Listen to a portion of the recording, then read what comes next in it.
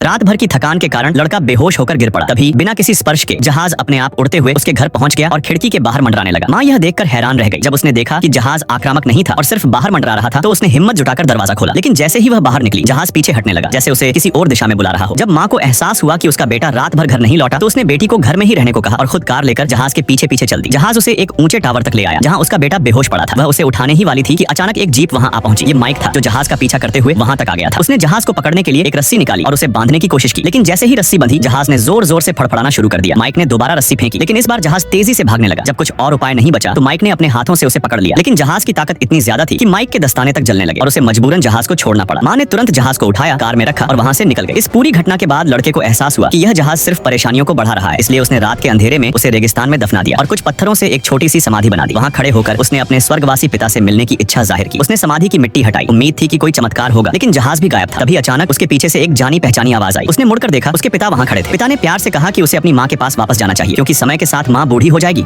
और उसे सहारे की जरूरत होगी। पिता ना होकर भी हमारे साथ होते हैं, इसलिए पापा के लिए लाइक, सब्सक्राइब करके कमेंट में आई लव यू पापा जरूर लिखे।